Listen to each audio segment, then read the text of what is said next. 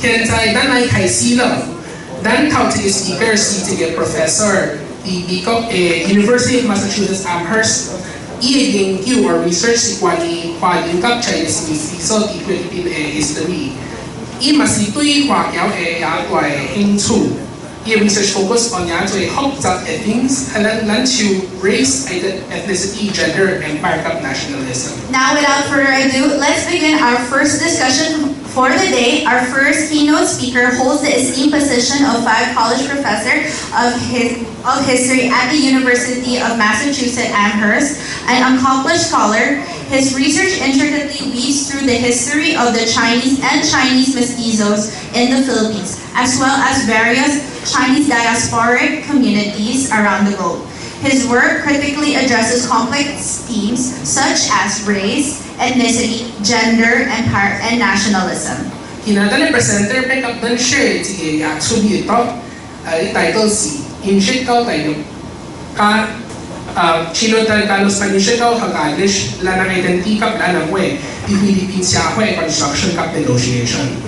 Today he will present a captivating talk titled Intsik to TDK, Chinotagalospanische to Hokaglish, the construction and negotiation of Lannang identity and Lannang in Philippine society. It is my honor to welcome Professor Dr. Richard T. Chu to take the stage. Hello, thank you very much to the organizers of this symposium, especially to Dr. Wilkinson Gonzalez, all the major and minor sponsors, to the Linguistics Department of the University of the Philippines, Diliman, and the Linguistics Department of the Chinese University of Hong Kong, for inviting me to give the keynote address today. And also I'd like to thank everyone here, those who made this symposium possible, and those who are here this morning and all throughout the 3 days. Honagong. This term, which means stupid barbarian, I don't know if people still use it, but I often heard it when I was growing up. Was what I often heard in my childhood whenever I spoke in Filipino. It was a way for my parents to instill in my mind not to become a Wana, which refers to the Filipinos, and to be more like a Lannang, one of our own. For my parents, what did it mean to them for their children to behave like a Lannang? One was to speak Lannang way, no? Which literally means the language of our own people, and that meant Hokkien. I remember one of my older sisters reprimanding me, just like Wilkinson's experience, whenever she heard me speak Tagalog or Manawe. She would ask me to repeat what I said in Tagalog in Hokkien, and then repeat the phrase, what you call Manawe, 10 times. So this is a way for her to instill in me the importance of being able to speak Lannang way. Apart from being able to speak Lannang way, my parents or the elders of my generation also expected me to practice or exhibit Lannang te, the attitude or character of being Lannang, which included, among others, demonstrating xiao, uha, or filial piety, being hardworking, thrifty, as opposed to having or exhibiting wanate, which means the characteristic of Filipinos, which includes being magastos or being a spendthrift, or when I am being lazy, then I would hear them say that I am becoming like a wana. So at a young age, I was made aware of the differences between the Lannangs and the Huanas, between an us and a them. This feeling of being separate and different was reinforced when I entered college, where for the first time, someone called me Intsik. Coming from Xavier School, where I did my preparatory, elementary, and secondary schooling, It was the first time I found myself in an environment where I mingled with many Filipinos.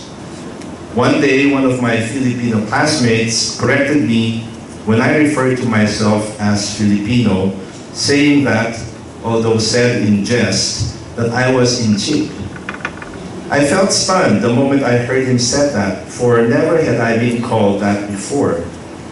Furthermore, my associations with the word had been negative, having heard it said with either a dismissive tone or used disdainfully by Filipinos. While at Xavier School, I was taught to view myself as a Filipino. Ever since the Filipinization of Chinese schools in 1974, we at Xavier recited the Philippine Patriotic Oath, or the Panatang Makabayan, as well as sang the Philippine National Anthem every Monday morning.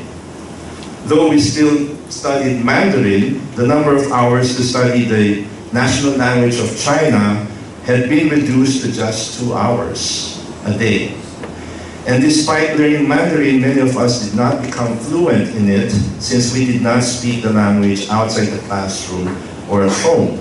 Instead, Tagalog was our first language, and we listened to OPM, Original Pinoy Music, and watched Tagalog films. Ako makafilma ako kasi I was listening. But my interactions with my Filipino classmates occasionally reminded me that I was not one of them, that is, a Filipino. For instance, they laughed at me when I pronounced the word sushi for key as sosi, or when I pronounced lumpia, spring roll, as lumpia. It was only later on that I found out that these so-called Filipino words were actually derived from Hokkien, and therefore I was pronouncing them in their original iteration.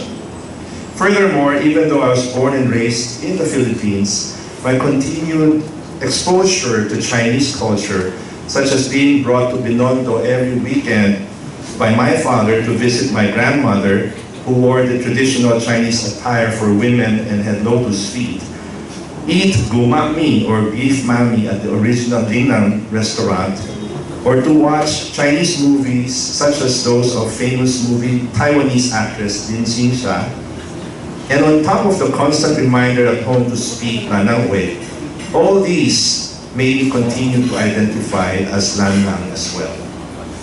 So I begin this address with a personal anecdote of my experiences growing up as Lannang and forced to speak Lannang way, because I would like to invite all those participating in this symposium to use this occasion to look back on your own experiences growing up as a Lannang, or if you're not a Lannang, your interactions with Lannangs, and to share this with one another in the next 3 days in the spirit of openness, curiosity, and respect. For our aim in this symposium, as the MC mentioned earlier, is to initiate much-needed conversations and facilitate genuine grassroots activities that are expected to gradually generate positive changes and have an impact with the Lannang community. To help prepare ourselves for these conversations, I'd like to draw your attention to the following. First, I'd like to say a few words about Lannang, which, as mentioned earlier, literally means our own people. The origin of the word is Hokkien, and it must have been used in the Hokkien-speaking region of China, that is, in the Minnan area of the province of Fujian, for centuries. And if there is a Lannang, our own people, there is a converse, which is the other, or the Huanna, a term that had been used historically by those who belong to Zhongguo, or the Middle Kingdom, now China, to refer to anyone living beyond its borders. This term was later used by Hokkien immigrants in the Philippines to distinguish themselves from non-Hokkien speakers or peoples, mainly the Filipinos. No one can really pinpoint or say for sure when the term Lannang was used in the Philippines, but we could surmise that it must have been used in the early days of contact between the Hokkien and the natives of the Philippines. In this symposium, we are looking at how Lannang identity and language are intimately connected. As Wilkinson Gonzalez has pointed out in one of his studies, Language is an important index of Lannangness.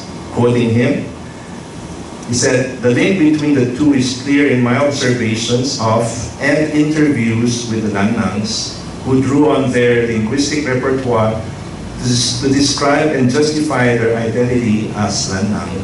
Some Lannangs report switching between languages in specific scenarios to navigate the Lannang identity."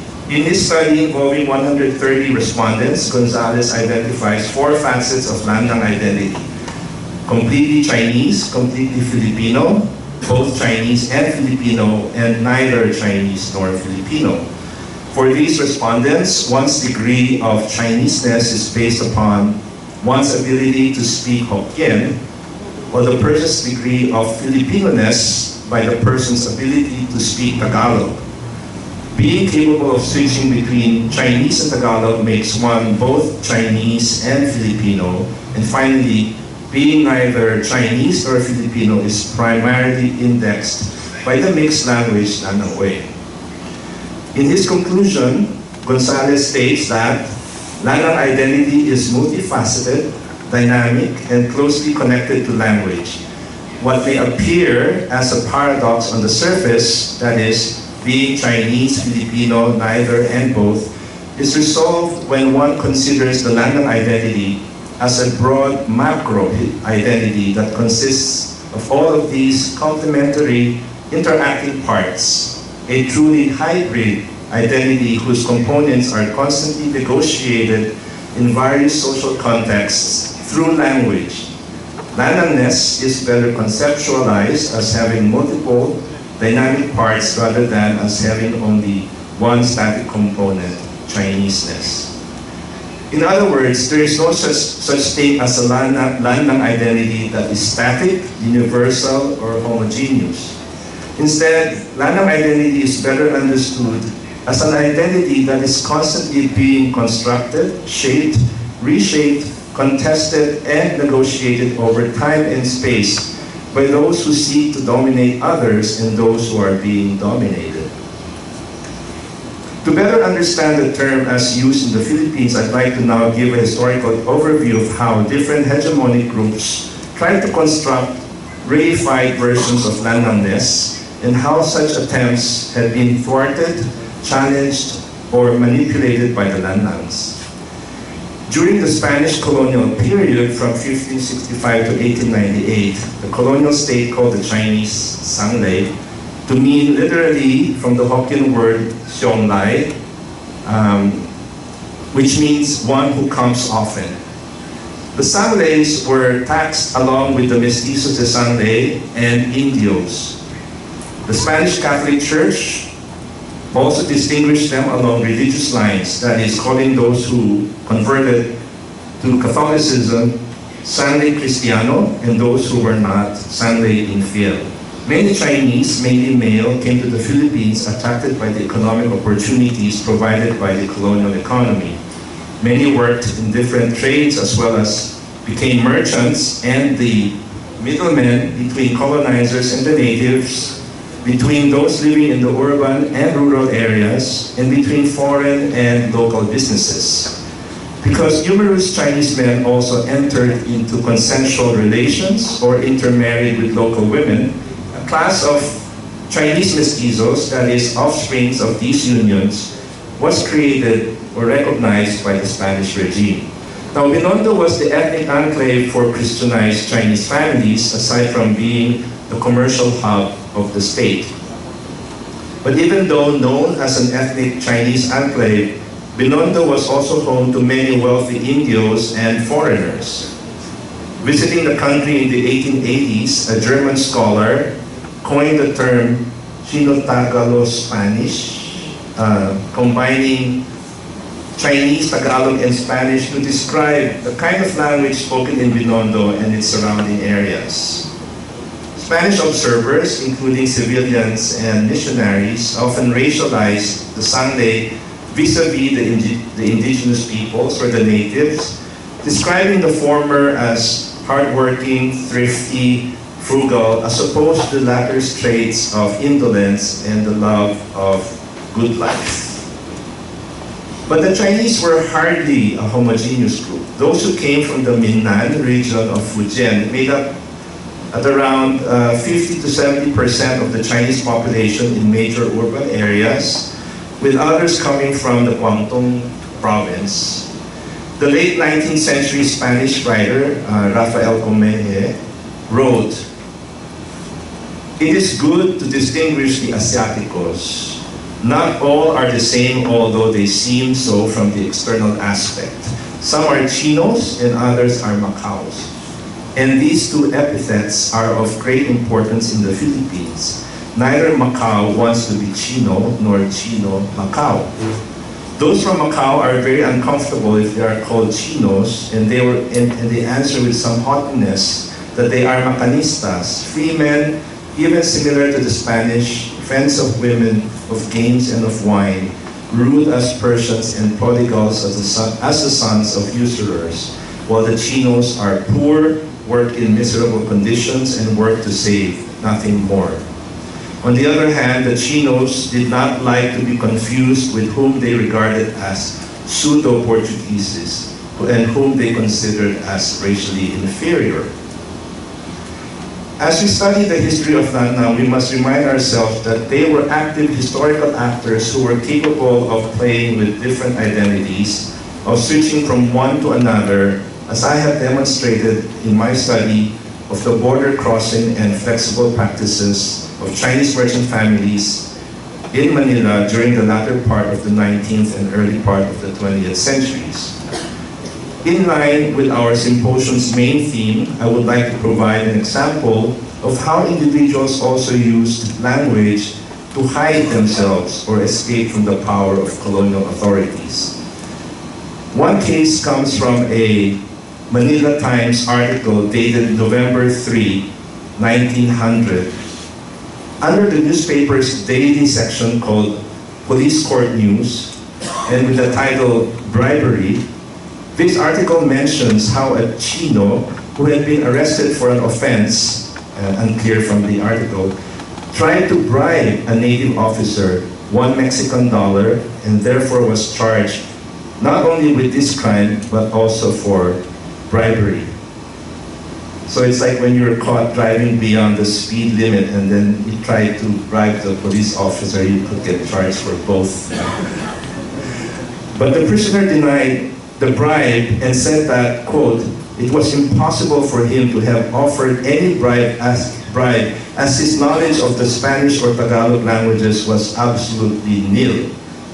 However, the presiding judge of the case laid a trap for him as regard his linguistic capabilities and, quote, fairly bowled him over. In other words, he managed to expose this Chinese capability to speak Spanish or Tagalog. The judge then fined this unlucky Chinese $15 Mexican and gave him, quote, a lengthy discourse on the impossibility of bribing or corrupting the police. End of quote. The dollar that was used as bribe was also confiscated.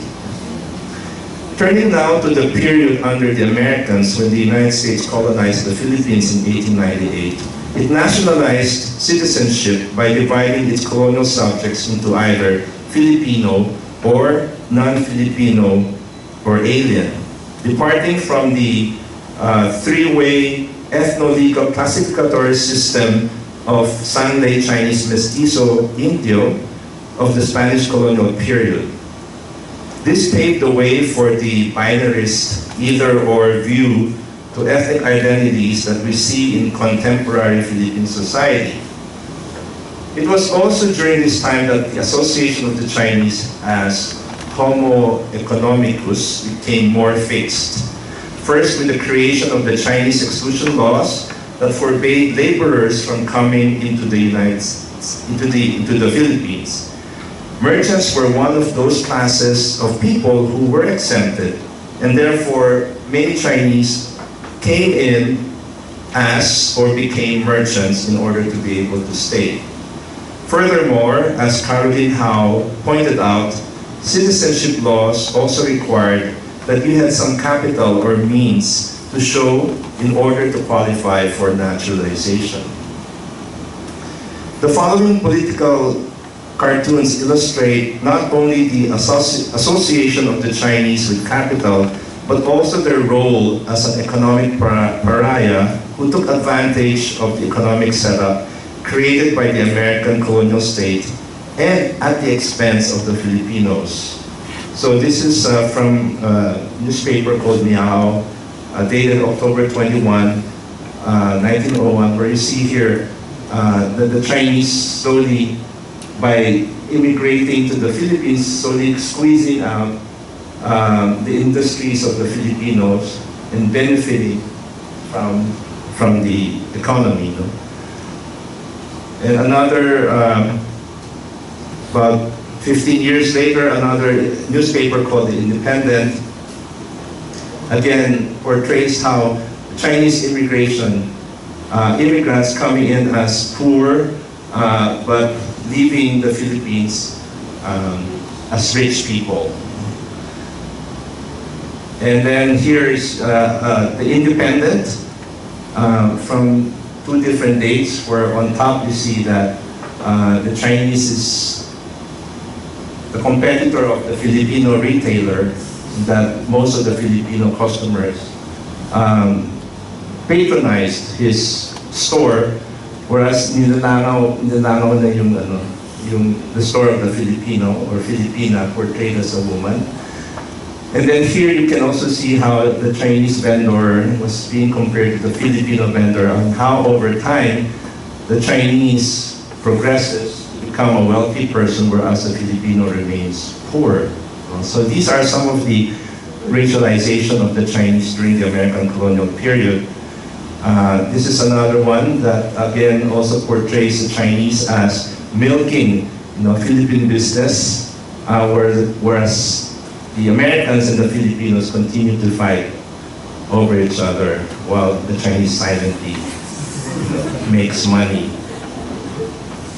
And finally, there's from the DIY extra a cartoon. It doesn't really, it's not very clear, but this cartoon is trying to describe to its reader what a Chinese is. What does he or she do? For example, here it says nagsisimulan sila kumain sa himagas at sopas.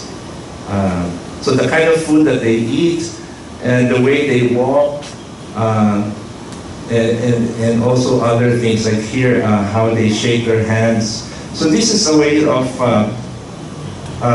describing to the Filipinos, what a person that was considered as a foreigner or alien looked like. I mean, just try to imagine whether today if a newspaper comes out with a description of what a Chinoy is, how would you feel? So that was kind of the height of kind of a separation between the Chinese and the Filipinos. Now, it was also during this time that Chutsia, the Hokkien equivalent of Chinese mestizo, and which means literally somebody born outside, elsewhere, acquired a derogatory connotation as the Western notion of racial purity was incorporated into Chinese nationalist thinking that gave importance to Chinese racial purity, and therefore anyone who was quote-unquote half-breed was considered inferior or not a real Lannang. I had an aunt who for the longest time looked to me as if she was Spanish mestiza, but it never occurred to me to question her Lannangness because she was as Lannang as one could be, fluent in Lannang way, and behaved like any of my other Chinese-looking aunts. But later in life, when she was in her 70s, she finally told her own children that her father was Portuguese, who was adopted into the family in China as a boy, and therefore she was half Portuguese. It took her that long to let her own children know that she was quote-unquote half-breed because of the shame associated with being Chutsia. I don't know if it's still the same today, but I remember, it's like when somebody was referred to as Chutsia, there's like this sense that that person is not as good as Lannang. And as English was introduced, we can see evidence from newspapers how the Lannang started to add English into their repertoire of language of Lannang way, as slowly Chinotagalospanische gave way to Hokaglish, a term Wilkinson Gonzalez coined to refer to the trilingual code switching found among Lannangs who combine Tagalog, English, and Philippine Hokkien. I'd like to provide you an example of the Lannang attempting to speak English as recorded by non-Lannang writers. The first one from the Manila Times, again dated January 30, 1900, involves a fight between a Filipino named Domingo and two Chinese named He Chu Kien and Lannang. So they were brought into the court. No? The two Chinese were described in the article as one being old and beat like the eagle, and the other with a physiognomy that looked like a perforated pancake. Lannang, the one who was described as having a, quote, pancake face, was said to know how to, quote, talking English, who testified that Domingo, quote, sometimes come in store, he sometimes fighting me, he sometimes pulling me cute, he sometimes cut it off me afraid him. End of quote. In the end, the judge sided with Domingo and fined the Chinese $5 Mexican each. So I'll skip the second example in the interest of time. So moving on to the period after World War II, Caroline Howe sums up very well the historical context and events that shaped Lannang identity in the Philippines. And I quote from her work, "The post-independence period from 1946 onwards witnessed perhaps the most dramatic reversal of policies on the Chinese, from a period of national protectionism that constructed the Chinese as the preeminent foreigner, other, and alien of the Philippine nation, to a period of integration of the Chinese into the Philippine national community and nation state, to a period of resignification of Filipino-ness to highlight Chinese contributions to its making, to a period of revival of Chinese identification among mestizos and Filipinos wishing to forge regional connections with rising East Asia and mainland China." But this is from her work back in 2014.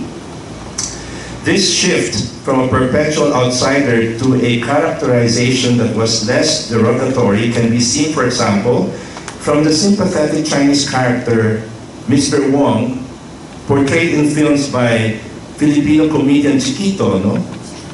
Here is a movie poster from the 1963 movie. On the other hand, the Lannangs, particularly those belonging to or self-identify as Chinoy, found ways to increase awareness within the broader Filipino society of their Filipino-ness. This can be seen, for example, in these two Manopo movies from the early 2000s, produced by members of the Chinoy community to demonstrate their loyalty to the Philippine nation state through the characters found in the movies. So this is one character, no? Played by Maricel Soriano. Umalis man ako sa Pilipinas.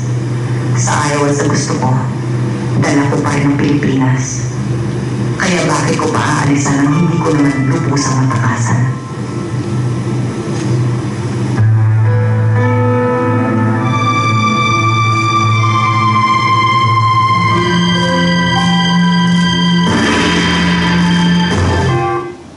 So that scene is was taken from the latter part of the movie, where after going through so many personal tragedies, she went to China to bury her parents, and then she was coming home on the plane back to the Philippines, and many people were telling her, because of all these tragedies facing your family and the Chinese community, why don't you just leave the country? And that's where she had that self-dialogue saying, no, I love the Philippines, and she wrote in the immigration form her nationality, Filipino. And then this is the third movie also played. A character I think is based loosely after Teresita Angsi. Here played by Vilma Santos, who was an anti-crime advocate, and also witnessed her partner being killed and all that. And this was after the funeral, at the scene of the funeral, and towards also the latter part of the movie. What's your plan? I'm going back to anti-crime advocacy. Bakit? May pag-asa ba umunlad ang peace and order situation sa ating bansa? Bakit naman hindi? Habang lumalala ang krimen, mas lalong dapat tumitindi ang commitment natin na labanan ito. Hindi you haven't given up on the Philippines? Or should I? It's my only country. Okay, so yeah, Vilma. So you can see here again, the attempts by the Chinoy community during this time to again participate in that goal to integrate the Chinese into the Philippine nation state. 10 years after Caroline Howe summed up the situation facing the Lannangs post-World War II, which she stated in her book, The Chinese Question, in which I had just quoted, we now see another historical development in this country that is affecting the Lannangs. The increasing anti-Chinese sentiment or xenophobia in the country due to the tensions in the West Philippine Sea or South China Sea, and the controversies surrounding Chinese companies, such as the Pogos, and nationals in the country engaged in criminal activity. As a consequence of these developments, the loyalties of Lannangs are again called into question, as seen in the writings of journalists or influential writers, Solita Monsod or F. Sionil Jose.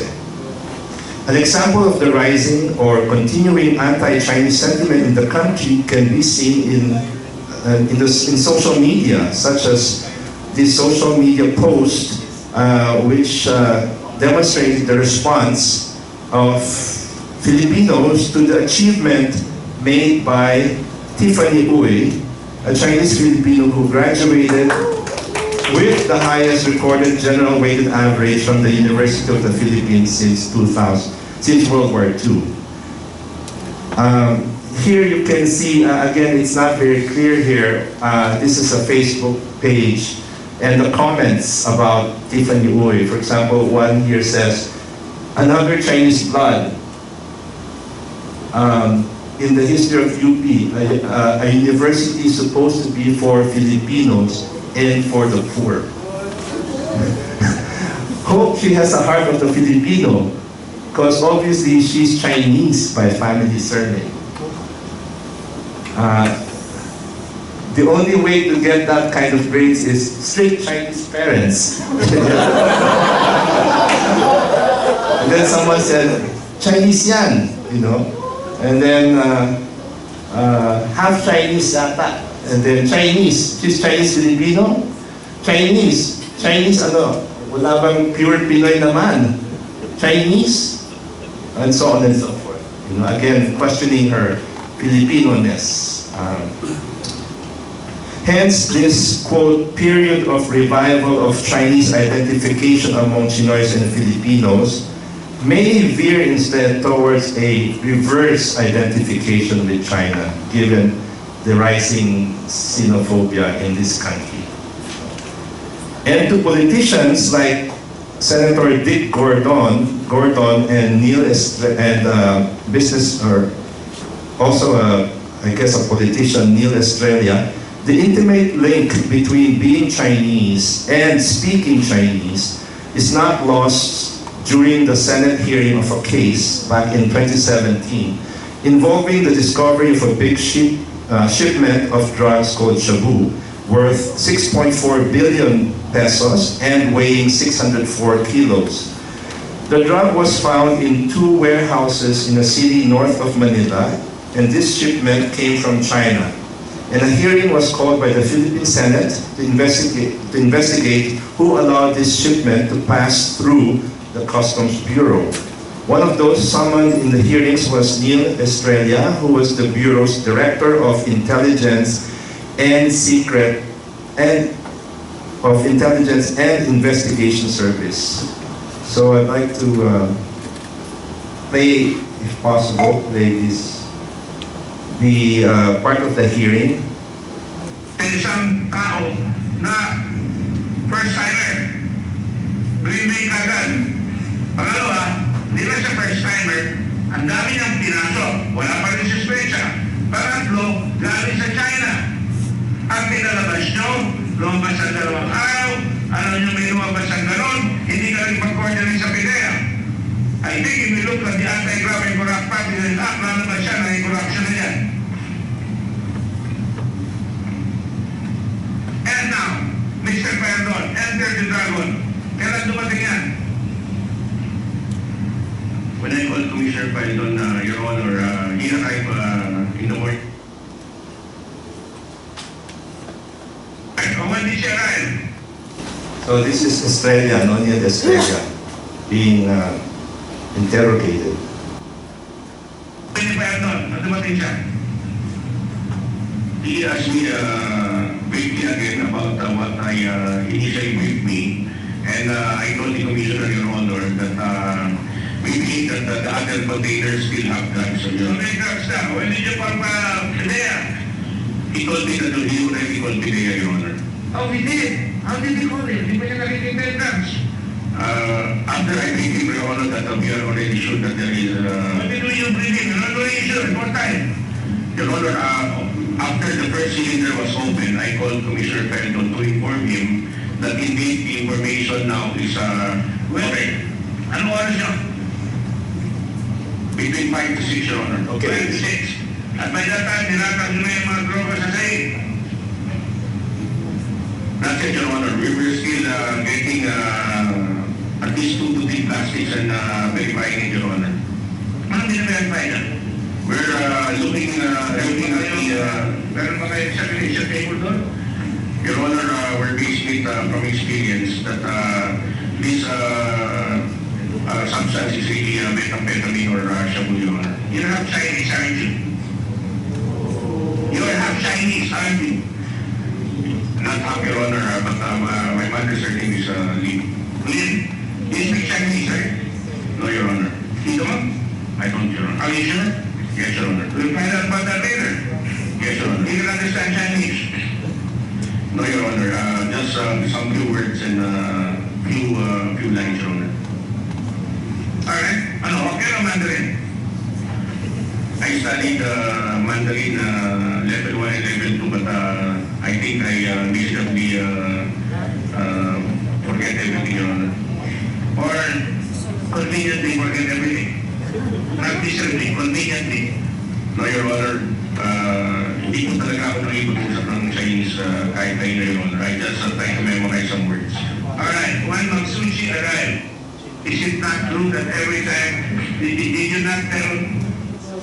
Estrella is not alone. Estrella knowing his connection to the Chinese language would strengthen.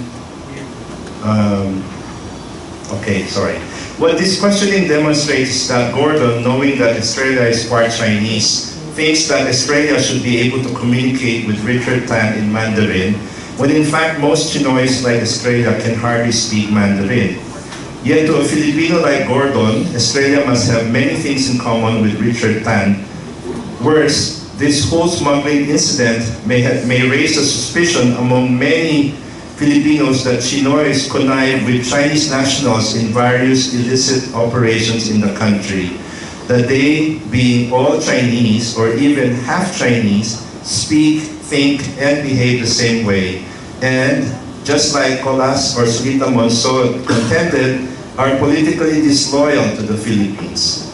Estrella, knowing how his connection to the Chinese language would strengthen other people's perception of him as being Chinese, was careful to dissociate himself from his Chineseness by stressing that he doesn't know how to speak Chinese. Estrella is not alone in using Lannang to either strengthen or weaken one's identification with being Lannang or Chinese. Some members of the Lannang community have, in order to distinguish themselves from new immigrants, coined the English word GI, or genuine Intsik, and TDK, after the popular Japanese audio tape brand. For the millennials who don't know what audio tapes are. And to stand for the Hokkien word Taidyoka, to refer to the new immigrants. A TDK is often regarded as someone not only from mainland China, but also as being uncouth, ill-mannered, backward, or less cultured. But as the term has gained traction within the Chinese community, another word has been coined.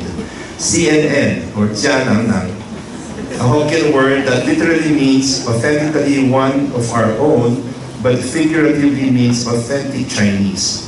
Adapted from the popular US television network, this new term allows Chinoys to prevent those whom they heretofore tagged as TDKs, now CNN, to know that they are being talked about if they happen to be within hearing distance. I would like to end this address with how I dealt with my own Lannang identity in relation to my facility in Lannang Way. Aside from the ability to speak Lannang Way, another index of Lannang identity in the Philippines is being engaged in commerce. Being the only son in my family, I was expected to take over our family's business when my father died in 1977. However, I knew early on that I did not want to be a businessman and instead wanted to be an educator. I tried to assuage my guilt for not being Lannang enough by going to China to study Mandarin for 1.5 years. I wanted to show to my mother that even though I was not an ideal son, by not demonstrating the right Lannang te, that is of giving importance to making money through business, I at least valued our Lannang heritage by studying in China and learning to become more proficient in Mandarin. However, my trip to China did not succeed in expunging my guilt. I continued to feel different from the other Lannangs in the Philippines. During family gatherings or reunions with my Xavier classmates, I still feel different because I had persisted in pursuing my academic career instead of becoming a businessman. Moreover, I am a gay person who did not become a family man and produce the male descendants expected from sons, another part of Chinese male identity in the Lannang community. However, over time, I learned that the question of identity, Lannang or otherwise, is a complex and multifaceted issue. Identity is not simply a matter of race, language, or nationality. It means different things to people of different ages, sexes, classes, ideologies, places, and times. Furthermore, one's identity is capable of being constructed, invented, or manipulated. In the case of Lannang identity, there is no single, real, and unidimensional Lannang, or, for that matter, Juana, identity to speak of. The Lannangs of the Philippines are all different from one another and cannot be bracketed within a single homogeneous group. Having shared my story and some history of the Lannangs, I once again reiterate my invitation to all of you here to examine your own understanding of Lannang identity and its relationship with Lannang Way. So here I end this address by again listing the questions that arose from Wilkinson's study in which he encourages us to answer and which can help us create pathways to positive changes within the Lannang community and in Philippine society in general. I tweaked some of the questions here, but I would like to end by saying that first, the term Lannang has the potential of being truly a catalyst of change, of being revolutionary, as it veers away from a nation-based ethnic identification. No? So it could be more elastic and can therefore be inclusive because it's not tied to certain cultural markers that have been created by nation-based identities.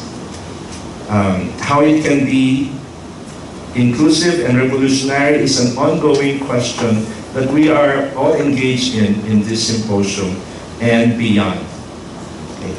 So thank you very much.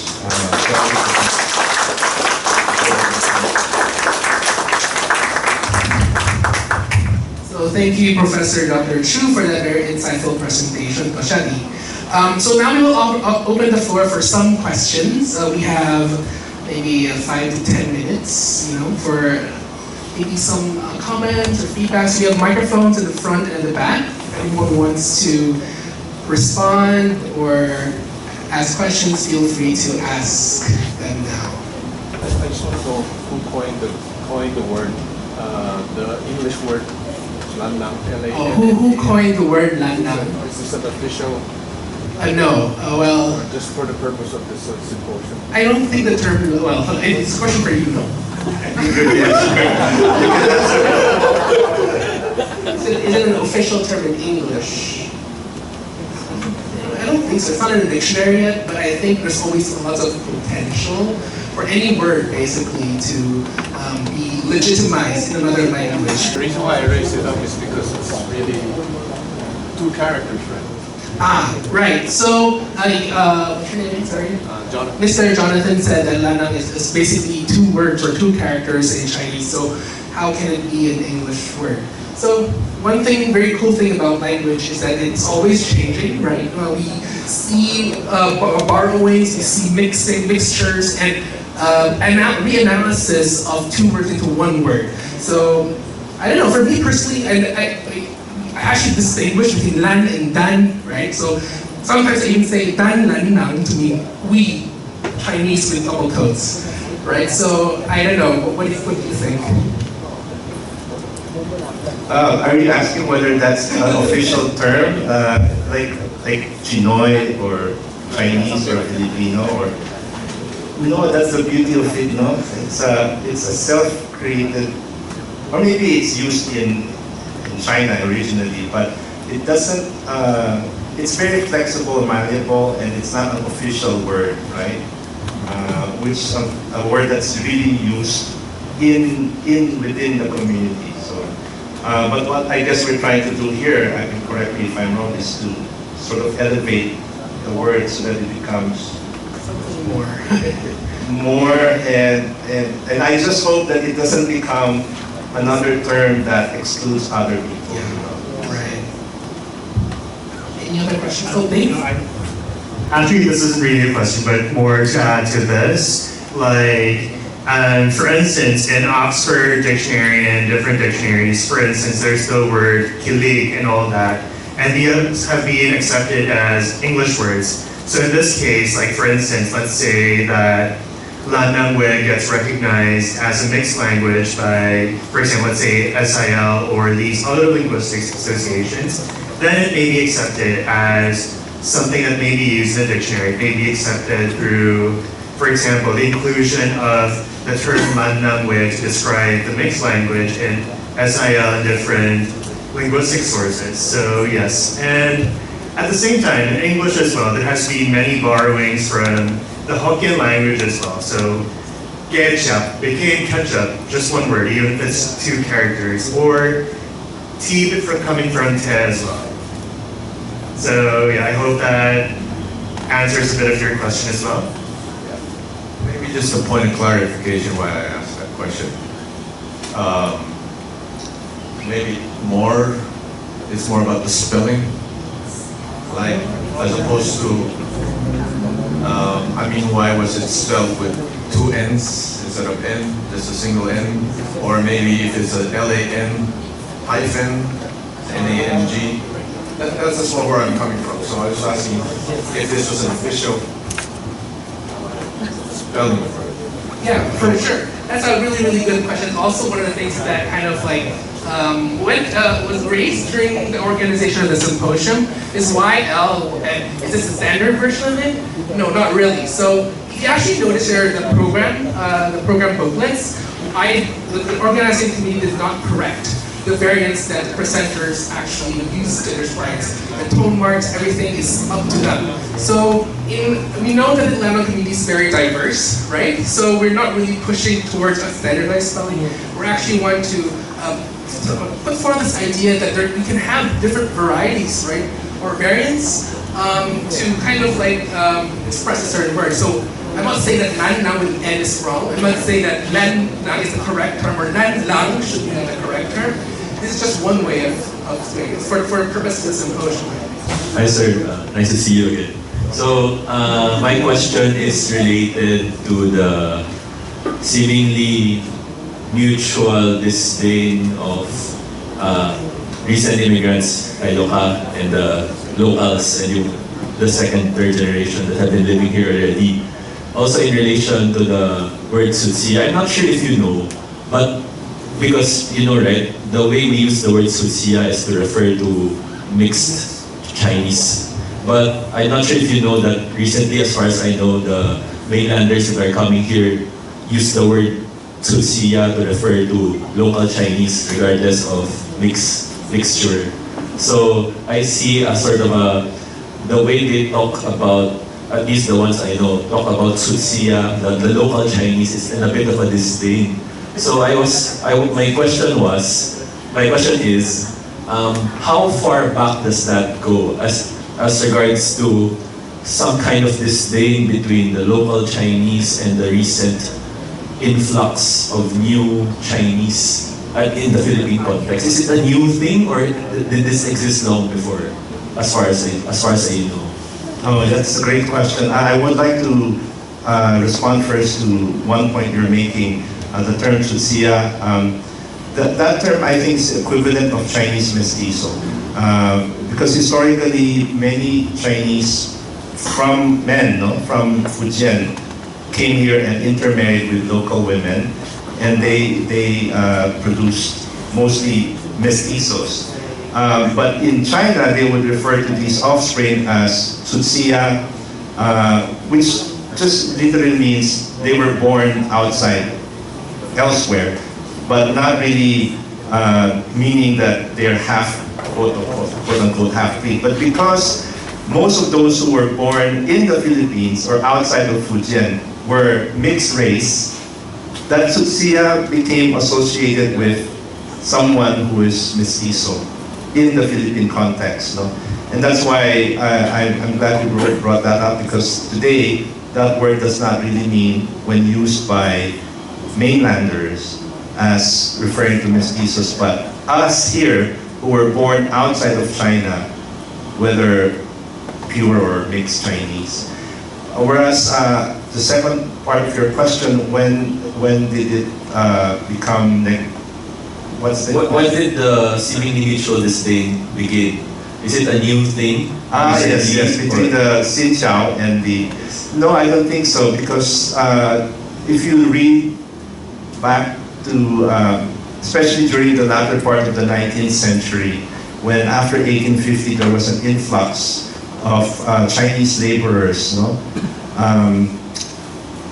because there was a rising commercialization here in the Philippines, that these Chinese laborers were often described in derogatory terms by the Spaniards and by the Chinese themselves, those who have been here for a longer period of time. So in the literature, you can see them sort of like, I guess when I talk about the Chinos and the Macanistas, I think that may be one example of how different Chinese communities, in terms of immigration status or even in terms of ethnic, cultural background, distinguish themselves from one another and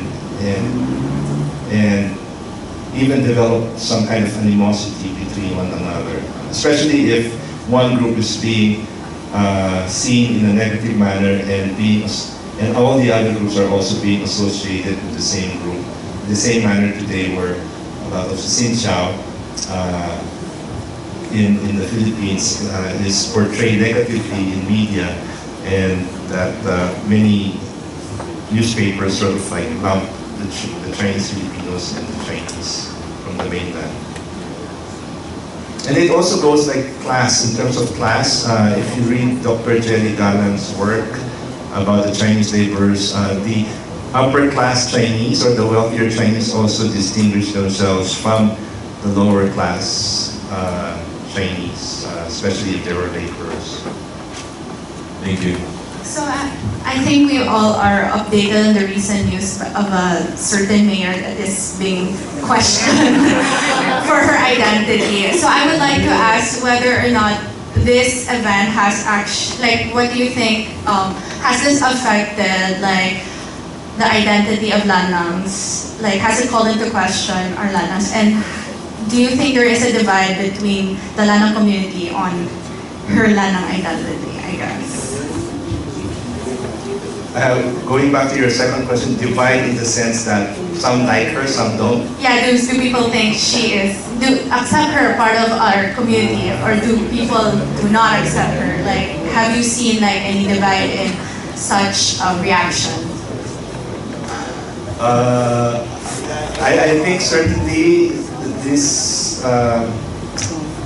this case has sort of affected or influenced a lot of Filipinos' perception. Again, this has to be done through systematic study, but I can imagine where, when you listen to her speak, she speaks fluent Tagalog, no? And so when people insist that she's probably from China as a spy, but then she can speak Tagalog fluently, then that blurs the distinction. It could blur the distinction between the Lannang and someone like her, who's people trying to associate her, identify her as more as pro-China or being from China, right? So I guess that remains to be seen. And I guess people who actually live here, because I only come home twice a year, Chinoys actually would be in a better position to answer that, how you think that this recent case has impacted your Lannangness and how Filipinos look at you. As to whether they're divided, I think no, because you wouldn't side with someone who's being accused of a crime, right? And I think that even when I listen to my sisters who live here, they talk with disdain when they mention Alice Guo. So unless you think that she's really innocent, then maybe you would side with her. But it seems that the pervasive view is that she's not. Hello. Hi, Dr. Shu. I'm JT. I'm Jershong's brother. My question is about the fear of creating exclusion through a new label. So we have Chinoy, we have Chinese Filipino. And I think, as you mentioned, the charm of Lannang is apart from the nation state and is able to focus more on the cultural belonging of the people. But at the same time, I would like to ask, as Lannang is time-bound with the migrants from the 1900s, when do we, I know it's still being disputed, when is the cut-off of like, this is Sinkiao, or this is still part of Lannang? And I know there are some migrants who are coming from the Canton region who had to learn how to speak Hokkien to be considered Lannang as well. So how do we negotiate who is part of Lannang? Thank you. I think that really depends on the individual or in the community making that distinction, because for my own experience, when someone is from China, I could still consider that person as Lannang within the Philippine context, no? But then when sometimes you then add some kind of qualifier, Intsik Lannang, pero Intsik tayo ka, right? So they're Lannangs, but they're from the mainland. So that term again is very elastic. It can encompass, because it encompasses race and culture, so it can be qualified by people.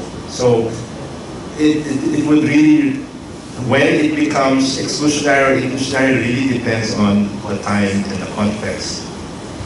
Hi. Hi.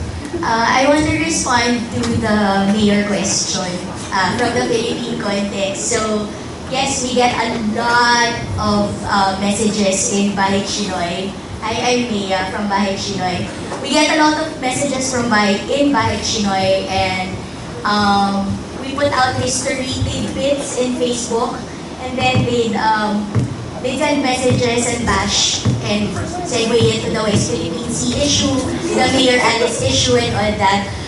To respond, the backlash on identity is always on us. It's always, so far, the messages that we get, the bad ones, is always, puro kayo Intsik. Therefore, lahat kayo Pogo. Therefore, lahat kayo, hindi kayo dapat nandito. Okay? So, there's that tone. Alright? And that's why for us in Kaisa, in Bahid Chinoy, we're always insisting, please return the conversation to Pogo. Because Pogo is Pogo. So even if you say that the person is what? Make it Australian. Make it Australian. If they're Pogo, chances are it's criminally related. Right? Make the person Australian, make the person Singaporean. If you connect them to Pogo, chances are there's crime somewhere there. So being Chinese, being ethnic Chinese has nothing to do with being a crook. Being Pogo most likely has everything to do with being a crook. Right? So we try to do that mainly because it's always us who's lumped together.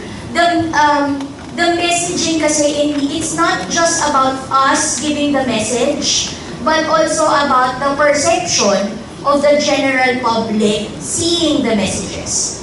So when the Senate keeps focusing on the ethnicity and the identity and removes the conversation about the Pogo, they stop mentioning the Pogo eh. They start focusing on the childhood, lumaki ako sa farm and all that. But if you focus on the childhood, the ethnicity, and the identity, Pogo is nowhere there anymore, right? Nawala. The word Pogo is no longer there. It took them, 3 weeks to bring the conversation back to Pogo. And by then, the public has forgotten about it. No, it takes so much effort to return the conversation to the crime because everybody is now stuck on the identity of the person. Right? So that's what's happening. And that's what we're facing now in Kaisa, in Bahid Chinoy. The messages that we're trying to combat, that we're trying to promote na keep returning the conversation to Pogo because it is a crime. Right? Okay. That's it actually. Thank you. Last question, okay, from the press. We have a question. Hello.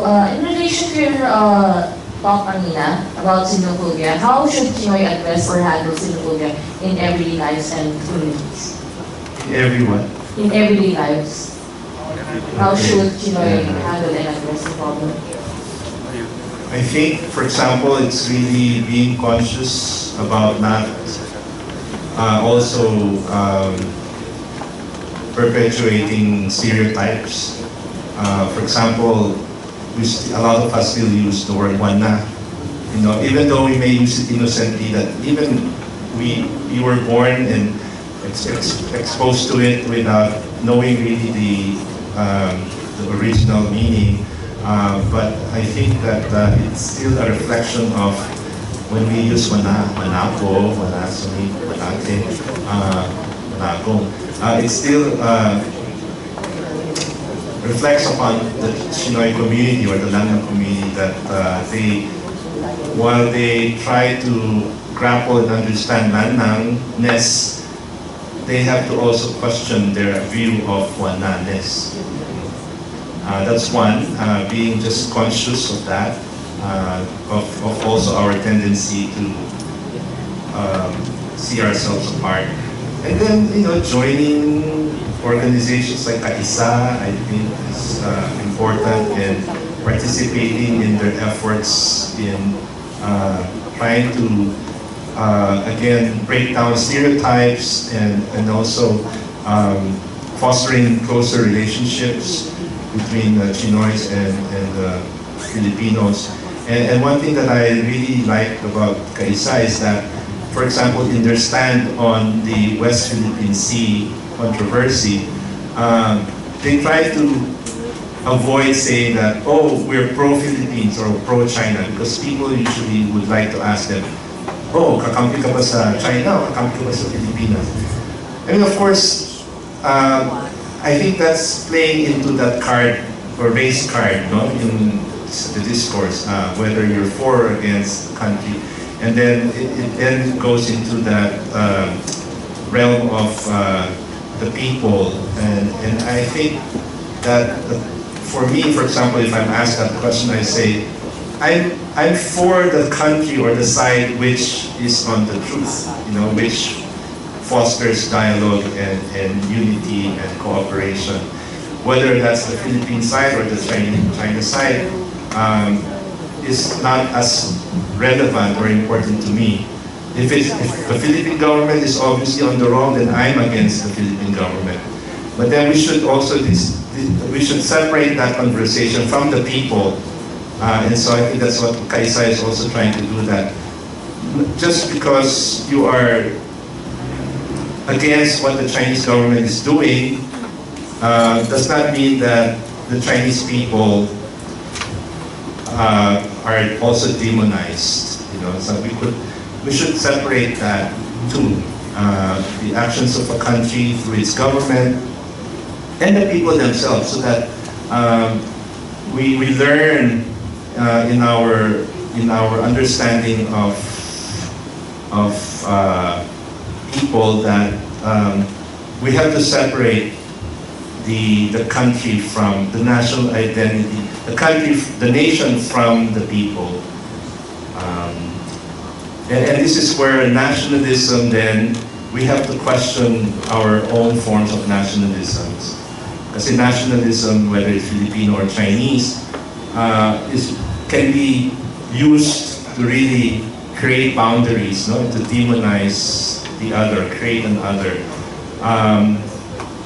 But as you can see in the history of the world, if nationalism is carried to the extreme, you know, it could lead to genocide, wars, and all that.